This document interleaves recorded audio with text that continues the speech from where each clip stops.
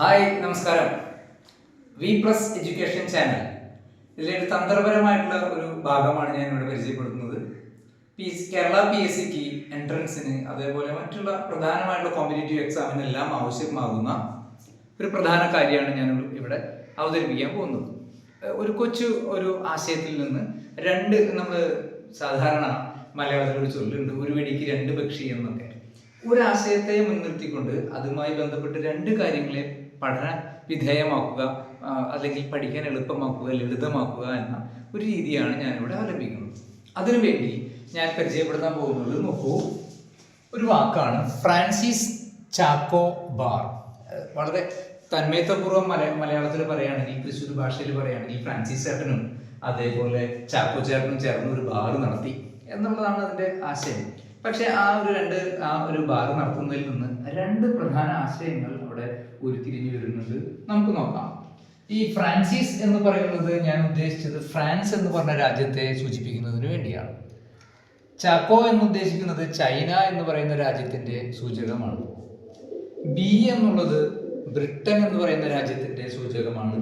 A എന്നുള്ളത് America എന്ന് പറഞ്ഞ രാജ്യത്തിന്റെ സൂചകമാണ്. ആർ എന്നുള്ളത് റഷ്യ എന്ന് പറയുന്ന രാജ്യത്തിന്റെ സൂചകമായിട്ട് കണക്കാക്കുമ്പോൾ ഈ 5 രാജ്യങ്ങൾക്ക് ഒരു വലിയ പ്രത്യേകത ഉണ്ട്. France, China, Britain, America, Russia എന്നീ രാജ്യങ്ങൾ രണ്ടാം ലോക മഹായുദ്ധകാലം 1939 തുടങ്ങി 1945 വരെ കാലം ഉണ്ടായിരുന്ന ആ രണ്ടാം ലോക മഹായുദ്ധകാലത്ത് സഖ്യശക്തികൾ എന്നറിയപ്പെടുന്നത് ഇവരായിരുന്നു. സഖ്യശക്തികൾ അല്ലെങ്കിൽ അലൈഡ് പവേഴ്സ് എന്നറിയപ്പെട്ടിരുന്നത് ഈ രാജ്യക്കാരായിരുന്നു. ആ രാജ്യക്കാരെ പഠിക്കാനുള്ള ഒരു മാർഗം ഇതേ തന്ത്രം തന്നെ. ഈ രാജ്യക്കാർ തന്നെയാണ് ഇതിനു ശേഷം UN എന്ന് പറയുന്ന ഐക്യരാഷ്ട്രസഭ ഉണ്ടാവുകയും അതിലെ സ്ഥിര അംഗങ്ങളായി മാറുകയും ചെയ്തത് ഇതേ അംഗങ്ങളാണ്.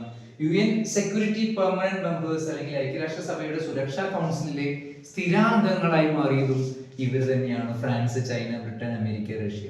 ഈ രണ്ട് കാര്യങ്ങളെയും ഒരു ചുവടിൽ നമുക്ക് ഒറ്റ വാക്കിൽ നമുക്ക് പഠിക്കാനായിട്ട് ഏറ്റവും എളുപ്പത്തിൽ മെമ്മറിയിൽ നിൽക്കാനായിട്ടുള്ള മാർഗമാണ് ഫ്രാൻസിസ് ചാക്കോ ബാർ എന്നുള്ളത്. ഫ്രാൻസിസ് എന്ന് പറയുന്നത് ഫ്രാൻസിനെയും, ചാക്കോ എന്ന് പറയുന്നത് ചൈനയെയും, അതുപോലെ B for Britain, A for America, R for Russia.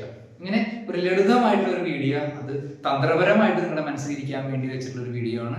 എല്ലാവർക്കും ഒരു പുതിയ ഒരു വീഡിയോയിലേക്ക് എൻ്റെ ഇതൊക്കെ ഇഷ്ടപ്പെട്ടു എങ്കിൽ നിങ്ങൾക്ക് ഇതൊരു ലൈക്ക് ചെയ്യാം, ഒപ്പം തന്നെ സബ്സ്ക്രൈബ് ചെയ്യാം. നന്ദി, നമസ്കാരം. I'm signing out. By.